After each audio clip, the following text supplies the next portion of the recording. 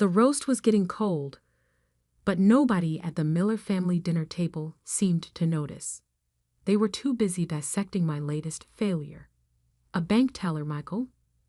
Really? My father's voice dripped with disdain as he cut into his meat. 4 years at Stanford Business School to become a bank teller. I took another sip of wine, letting the expensive Bordeaux, which I'd brought but nobody had acknowledged, roll across my tongue. At 32, I'd learned that silence was often the best response to these Sunday dinner interrogations. Your brother's making partner at his law firm, Mom chimed in, right on cue. And your sister just closed that huge real estate deal in Miami. Ah, yes, the golden children. James with his prestigious law degree, and Sarah with her thriving real estate empire. The pride of the Miller family. It's actually personal banking advisor, I corrected quietly, knowing it wouldn't matter. Dad's fork clattered against his plate. Oh, excuse me, personal banking advisor, like that's any better. He leaned forward, his face flushing with familiar disappointment. Do you know what people say? Their faces when they ask what my Stanford graduate son is doing with his life. I did know. I knew exactly what people said, especially the board members of First Atlantic Bank, the institution where I worked as a supposedly humble advisor. The same board members who had no idea that I actually owned 71% of the bank through a complex web of holding companies and investment vehicles. Robert, maybe we should, Mom started, but Dad was on a roll. You're nothing but a disappointment, he sneered, jabbing his fork in my direction. All that potential wasted. We spent a fortune on your education. And for what? I thought about the document sitting in my office downtown. The loan application my parents had submitted to save their struggling manufacturing business. The same application that would cross my desk tomorrow morning, though they had no idea I controlled the bank's major lending decisions. I'm doing fine, Dad, I said softly. Fine, he barked out a laugh. You call this fine? Living in that tiny apartment, driving that 10-year-old car, working as a glorified clerk. The tiny apartment was actually a penthouse I owned through a shell corporation. The old car was deliberately chosen to maintain my cover. But they didn't need to know that. Not yet. At least James and Sarah had ambition, Mom added, shaking her head. They wanted to make something of themselves. I smiled, remembering the meeting I'd had last week with the partners of Wilson and Gray, the law firm where James was supposedly about to make partner. I'd acquired the firm 6 months ago, another quiet addition to my growing financial empire. The partners had been quite clear that my brother was actually nowhere near partnership track. You know what your problem is? Dad continued, warming to his favorite subject, my failures. You never think big picture. Never take risks. Always playing it safe with your little banking job. If he only knew, the little banking job was just the tip of the iceberg. Over the past decade, I'd built a financial services empire worth billions, all while maintaining the facade of a modest banking career. First Atlantic was just one of 17 banks I controlled across the country, along with investment firms, real estate companies, and yes, one prestigious law firm. Maybe you're right, I said, standing up. The weight of the moment, knowing what tomorrow would bring, made it hard to maintain my usual passive expression. Where are you going? Mom demanded. We're not finished with dinner. I think we are. I picked up my coat. Thanks for the lovely evening. Running away again, Dad scoffed. Just like always. You're nothing but a disappointment. Yes, I heard you the first dozen times. I paused at the door, looking back at my family. You might want to keep your phone handy tomorrow. I hear banks can be pretty strict about loan applications these days. The confusion on their faces almost made me smile. Almost. Later that night, in my real office, the one that occupied the top floor of a downtown high-rise, I reviewed their loan application one final time. The business was in worse shape than they'd admitted. Without this loan, the company my father had spent 30 years building would collapse within months. My phone buzzed. James calling, right on schedule. "Little brother," he started, his voice artificially cheerful. "You left to dinner rather abruptly. Did I miss another recitation of your great legal victories?" I asked mildly, signing off on a different acquisition. This one worth $300 million. "Don't be like that. Dad's just concerned about you. We all are." "Living so?" Modestly. I thought about the document I'd received that morning, showing that James had been quietly borrowing money from the firm to cover his gambling debts, the same firm I now owned. "Your concern is touching," I replied. "How's the partnership coming along?" A pause. "It's progressing. These things take time." "Indeed they do." I smiled at the irony. "Say, didn't you handle some work for First Atlantic Bank a few years ago?" Another pause, longer this time. "Yes." "Why?" "Just curious. Give my best to Mom and Dad. Tomorrow should be interesting." I hung up before he could respond, turning back to the loan application. With a single signature, I could save or destroy my family's legacy. The question was, after years of their constant criticism and dismissal, did I want to? The sun was setting over the city skyline as I made my decision. Tomorrow would change everything, for better or worse. The carefully constructed facade I'd maintained for a decade would finally crack. I picked up my phone and sent a text to Janet, my real executive assistant. "Execute Protocol Omega. It's time." Her response was immediate. "All set for tomorrow, sir. The documents are prepared." I walked to the window, watching the city lights blink to life one by one. In 12 hours, my family would learn the truth about their disappointment of a son.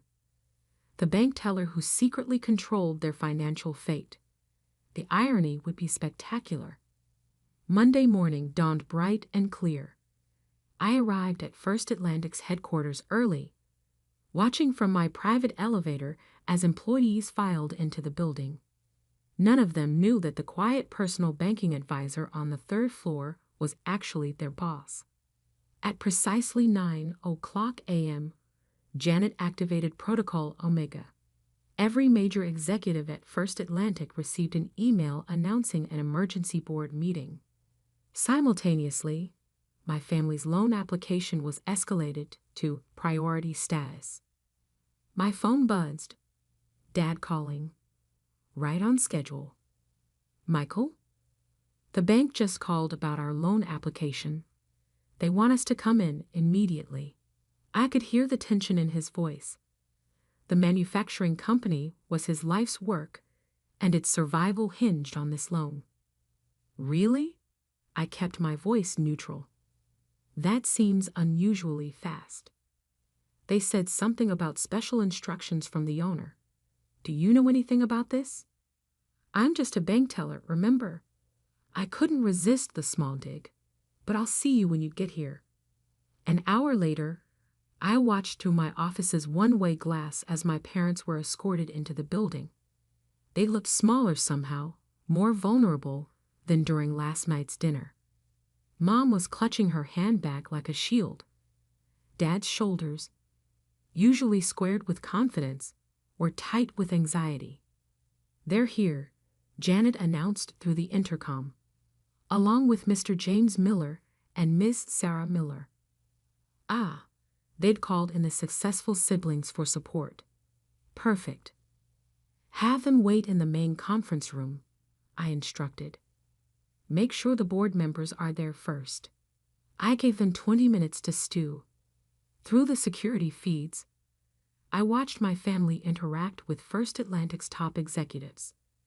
Dad was trying to maintain his usual authoritative demeanor, but I could see the nervous tapping of his fingers. James was attempting to network, unaware that every person in that room now reported to his disappointment of a brother. At 10:30 sharp, I pressed the button that would begin the revelation. The conference room's massive screens lit up with the bank's ownership structure, a complex web of holding companies and investment vehicles that all led back to one name, Michael Miller. The door opened, and I walked in wearing a Tom Ford suit that cost more than Dad's car. The board members immediately stood, a chorus of "Good morning, Mr. Miller," filling the room. The look on my family's faces was priceless. "Hello, Dad," I said quietly. "Sleep well after dinner last night." He opened his mouth, closed it, then opened it again. No words came out. "Michael?" Mom's voice was barely a whisper. What is this?" "This," I gestured around the magnificent conference room, "is my bank. One of 17, actually, but who's counting?" James had gone pale, likely remembering all the legal work he'd done for First Atlantic. Work that had crossed my desk without him knowing. "That's impossible." Sarah finally found her voice. "You're a bank teller." "Personal banking advisor," I corrected with a smile. "It's a useful cover when you want to build something without family interference." I sat at the head of the table, enjoying the stunned silence. "Now, about that loan application." Dad's face was flushing, but whether with anger or embarrassment, I couldn't tell. "All this time?" "Yes, all this time. While you were calling me a disappointment, mocking my little banking job, comparing me to my more successful siblings, I let the words hang in the air. I was building an empire." I nodded to Janet, who distributed folders to everyone present. "Inside, you'll find some interesting documents. The true state of Wilson and Gray Law Firm, which I acquired 6 months ago." I looked at James, who had gone even paler, including certain financial irregularities that the partners were kind enough to bring to my attention. James slumped in his chair. Mom gasped. "You'll also find details about the recent collapse of the Miami real estate deal that Sarah's been bragging about." I turned to my sister, the one that fell through because the financing was suddenly withdrawn by my bank. Sarah's perfectly manicured hands trembled as she opened the folder. And finally, I focused on my parents, a complete analysis of your manufacturing company. The missed payments, the hidden debts, the deferred maintenance. Everything you conveniently left off the loan application. "We can explain," Dad started, but I held up a hand. "No need. I've had my people analyzing the business for months. We know exactly what's wrong and what it would take to fix it." The silence in the room was deafening. Board members tried to look anywhere but at my family's humiliation.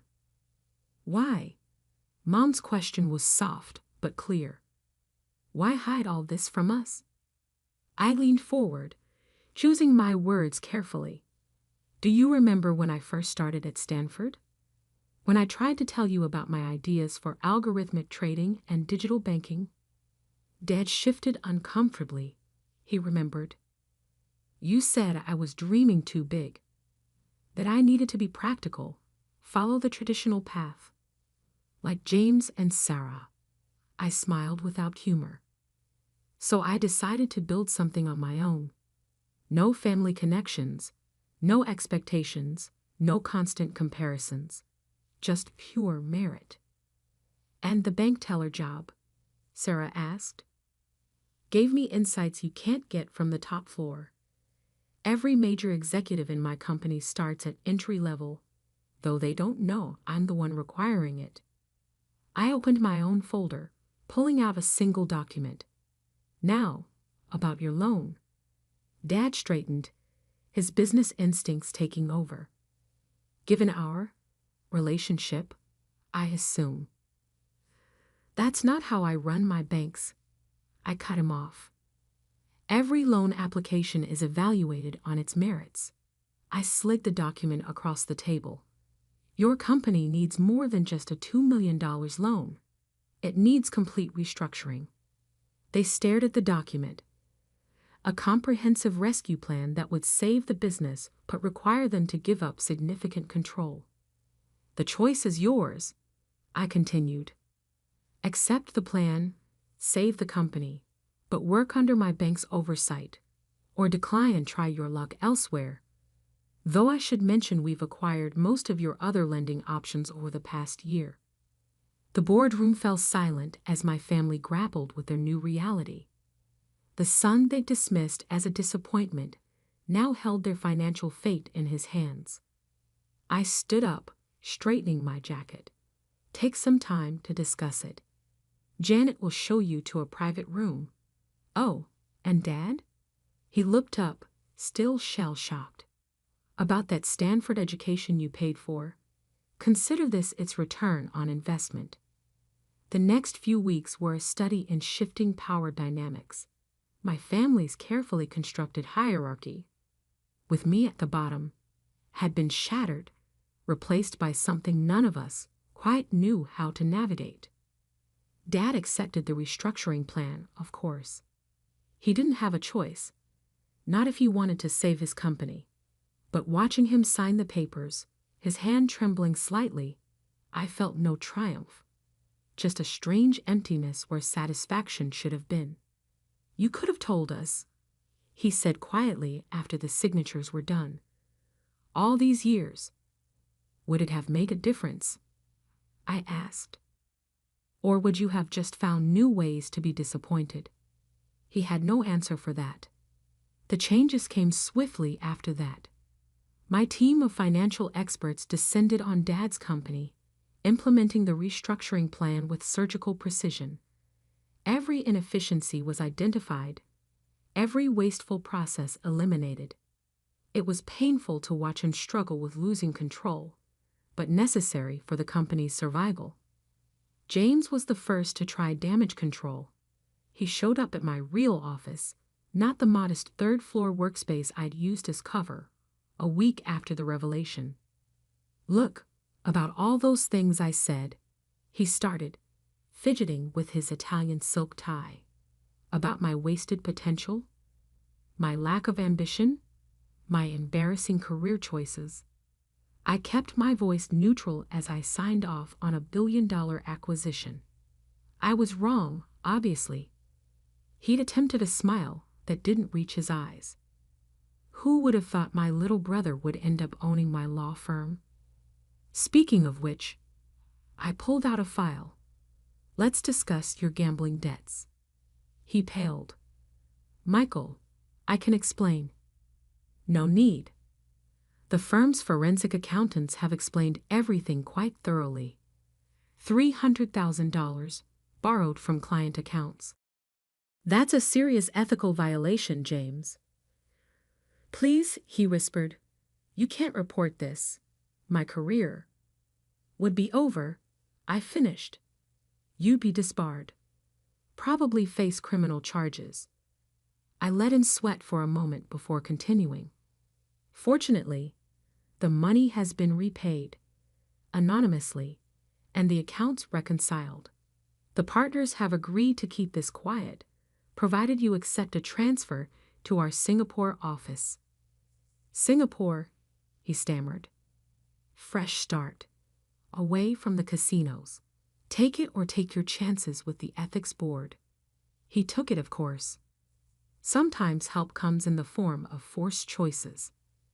Sarah was next, arriving in a storm of designer perfume and wounded pride. You deliberately sabotaged my deal, she accused, pacing my office. No, I protected my bank from a high-risk investment. I corrected. The Miami market is overvalued, and your numbers didn't add up. Any competent banker would have made the same decision. But I'm your sister. Exactly why I had to be extra careful about any appearance of favoritism. I met her gaze steadily. You want to be taken seriously in real estate. Build something real, not just a house of cards propped up by family connections. She left angry, but returned a week later with a solid proposal for a mixed-use development. I had my team review it thoroughly. No special treatment, and when it proved viable, approved the funding. Sometimes tough love is the best investment. Mom was the hardest to deal with. She showed up at my penthouse one evening, taking in the spectacular view with tears in her eyes. All those times I worried about you, she said softly. Wondering if you'd ever make something of yourself, if you'd ever live up to your potential. And all along, I was exceeding it, I replied, just not in the way you expected. Why the deception? Why let us think you were struggling? I poured us both a glass of wine, the same Bordeaux they'd ignored at that last family dinner. Remember when I was 10 and I won the state math championship? She nodded. Instead of celebrating, you and Dad immediately started talking about which competitions I should enter next, which achievements would look best for college applications. Every success just created pressure for the next one. We wanted you to excel, she protested. No, you wanted me to excel your way, on your terms, following your path. I sipped my wine.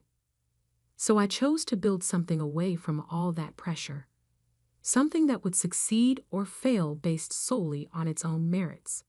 And now that we know, now we learn to be a family without the constant measuring and comparing, without the need to prove anything. The changes in our family dynamics came slowly, but steadily. Dad's company, under professional management, began to thrive. He gradually learned to be proud of its success without needing to control every decision. James found unexpected fulfillment in Singapore, away from his old enablers and the pressure of living up to his own hype. He even met someone, a corporate lawyer who helped him face his gambling addiction. Sarah's development project succeeded on its own merits, teaching her the satisfaction of earning success rather than manipulating connections. She started mentoring young women in real estate, sharing lessons learned the hard way. Mom struggled the longest with our new reality, but eventually found her way to a different kind of maternal pride, one based on acceptance rather than expectations. As for me, I stepped out of the shadows, taking a more public role in my companies. The story of the secret banking empire made headlines for a while, but the media eventually moved on to newer sensations. 6 months after that fateful loan meeting, we had another Sunday dinner. Not at my parents' house this time, but at my penthouse. The conversation was different. Less comparison, more connection. Less judgment, more understanding. I have to ask, Dad said as we finished dessert, do you ever regret it? The years of hiding your success. I thought about it, looking around at my family. James, relaxed and healthy after months of therapy. Sarah, discussing her latest project with genuine passion rather than bragging. Mom, finally learning to listen instead of evaluate. No, I said finally. We all needed to learn some hard lessons about success, about family, about what really matters. And what really matters? Mom asked softly. Not the size of your bank account or the impressiveness of your title, I replied, but the integrity of your work and the authenticity of your relationships. Later that night, After everyone had left, I stood at my window looking out over the city. My phone buzzed with a text from Dad. "Thank you for saving my company, and for teaching me what real success looks like." I smiled, thinking about the long journey from disappointment to this moment. Sometimes the greatest success isn't in proving others wrong, but in helping them grow right alongside you.